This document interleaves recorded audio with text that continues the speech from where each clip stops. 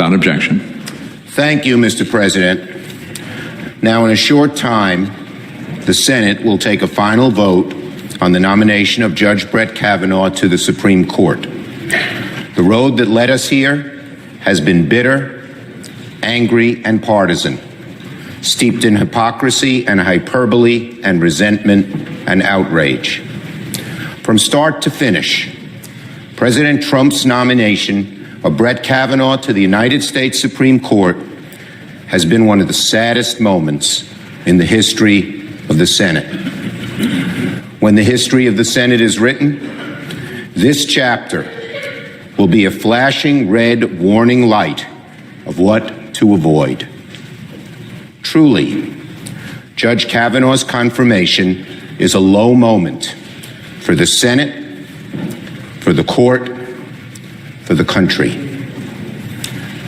The Republican majority has conducted one of the least transparent, least fair, most biased processes in Senate history, slanting the table from the very beginning to produce their desired result.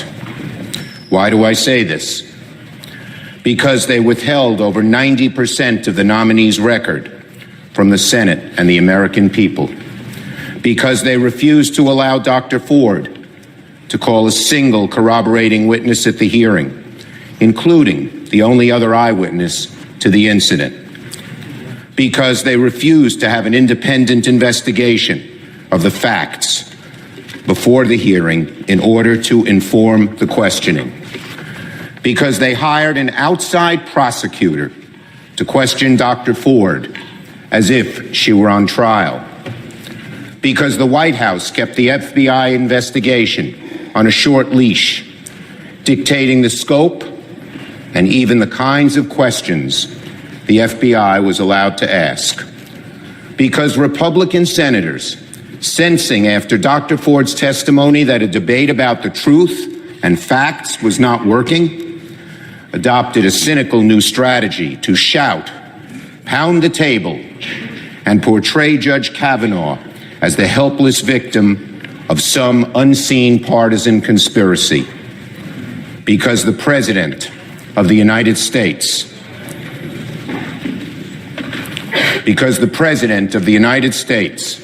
stooping to new depths, even for him, chose to stand before a crowd of thousands and cruelly ridicule a survivor of sexual assault.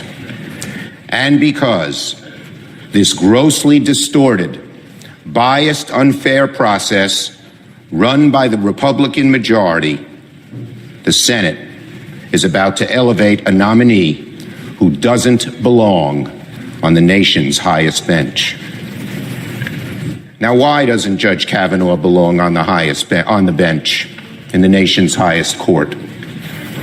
Judge Kavanaugh doesn't belong on the bench because he obscured his views, shrouding his jurisprudence in smoke so thick the American people would never know what he really believed.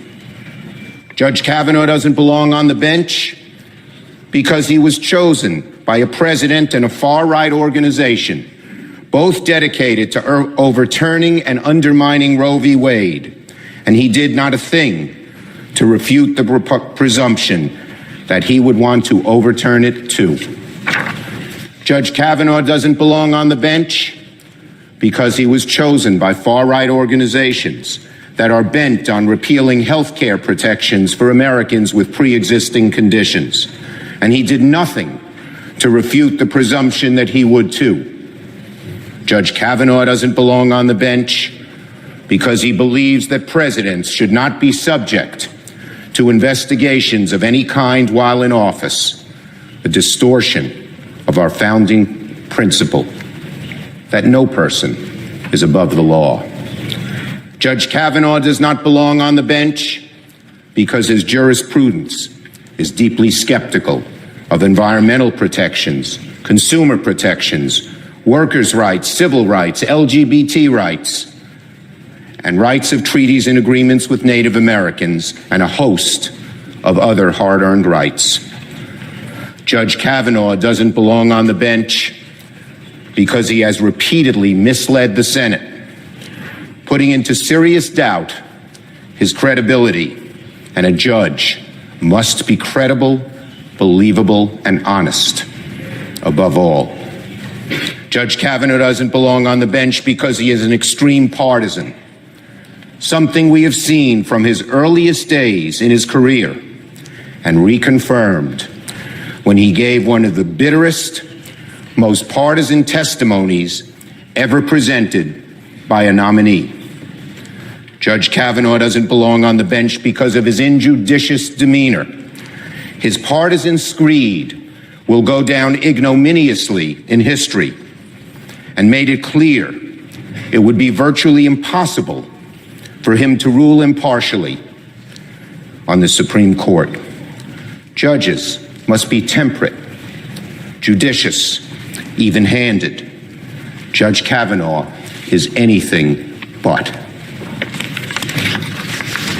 Republican leaders knew before he was nominated that Judge Kavanaugh was a very flawed choice. But once President Trump selected him, Republicans decided they had to rush him through. They became a steamroller over truth, fairness, and our traditions of bipartisan cooperation, any means necessary to reach their desired end. They blamed Dr. Ford and Democrats for Judge Kavanaugh's flaws. They were intent on shrouding the truth because they knew that if the truth came to light, Judge Kavanaugh would be exposed as a truly flawed nominee. So, my colleagues, my fellow Americans, what is the appropriate response? Our country needs to have a reckoning on these issues, and there is only one remedy. Change must come from where change in America always begins, the ballot box. So to Americans, the so many millions who are outraged by what happened here, there's one answer: vote. If you believe Dr. Ford and other brave women who came forward and you want to vindicate their sacrifice, vote. If you believe the Supreme Court should uphold women's rights, vote. If you believe the Supreme Court must protect health care and our pre-existing conditions that are protected now, vote. If you believe the Supreme Court should defend workers, consumers, the environment, civil rights, native populations, vote.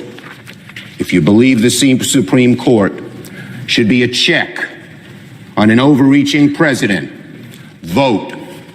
If you believe the process here in the Senate was a sham and you believe Americans deserve better, vote.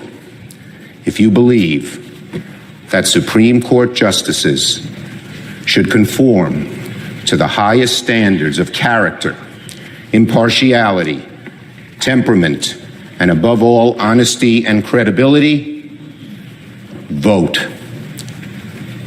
I understand, I share the deep anguish that millions of Americans are experiencing today.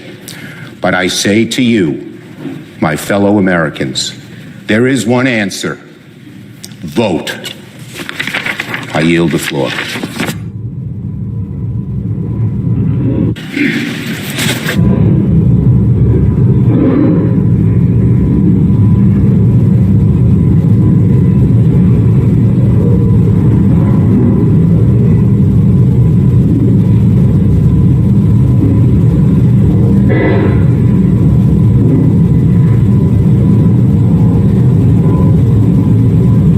Mr. President. The Majority Leader. The Constitution of the United States was made not merely for the generation that then existed, but for posterity. Those are the words of Henry Clay, Mr. President, Kentucky's own. They underscore that the decision United States senators will make today will echo in the history of our nation. The very survival of our constitutional form of government requires an expert and independent judiciary. Without fair and impartial courts of justice, as Alexander Hamilton put it in the Federalist Papers, all the reservations of particular rights or privileges would amount to nothing. The courts guard our rights, and the Senate guards our courts. That, Mr. President, is why today is such an important day.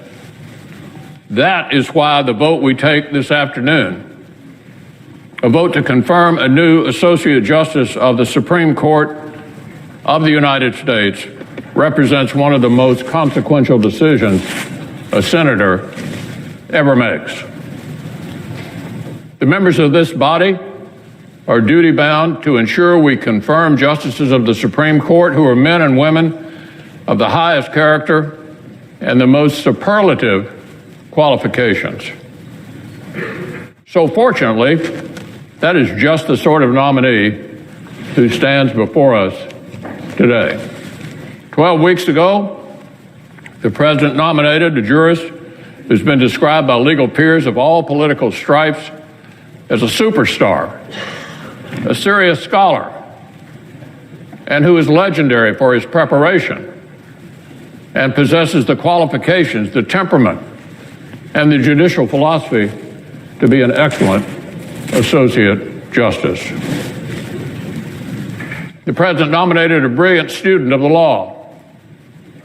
Those who taught and knew the nominee at Yale say, quote, "It is hard to name anyone with judicial credentials as strong as Judge Kavanaugh." They describe a true intellectual, a leading thinker, and a wonderful mentor and teacher. And those he's mentored misconduct, but rather are consistent with all we know about this nominee's sterling character. This historically tall mountain of evidence adds up to one clear message. Judge Brett Kavanaugh is among the very best our nation has to offer. He will make the Senate and the country proud. He will serve with distinction on our highest court. He unquestionably deserves confirmation, and the country deserves such a Supreme Court justice. Now, Mr. President, as I've explained, the stakes are always high, where a Supreme Court confirmation is concerned. But this time, the stakes are higher, a lot higher than they've been in the past. I can't sum this up better than our friend and distinguished colleague, the senior senator from Maine, put it in her historic remarks yesterday. This is what the senior senator from Maine said: "It is when passions are most inflamed that fairness is most in jeopardy." She said, when passions are most inflamed is when fairness is most in jeopardy. We all know the events of recent weeks have strained the country's comedy and fanned the flames of partisan discord. But even more critically, our very commitment to the basic principles of fairness and justice is also being tested. Basic principles of fairness and justice being tested right here. A vote to confirm Judge Kavanaugh today is also a vote to send a clear message about what the Senate is. This is an institution where the evidence and the facts matter. This is an institution where the evidence and the facts matter.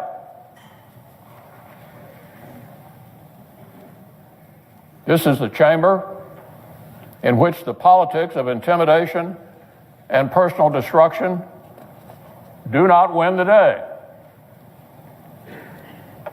That this is the body whose members themselves uphold the same commitment to American justice that we seek in the judges we examine.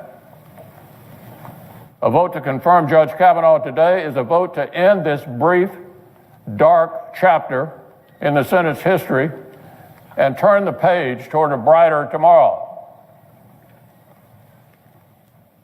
The chamber we are privileged to occupy is often called the world's greatest deliberative body for good reason.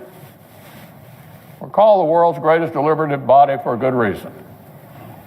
When the rubber meets the road, when the hour is critical, when a historic precedent needs to be set, the United States Senate most often finds its way to doing what is right. Today, we can honor that history. We can vote to turn away from the darkness. We can vote to set a precedent about fairness and judgment that will define this body for the better. We can vote to confirm an excellent Supreme Court justice who will make the Senate and the American people proud. I yield the floor.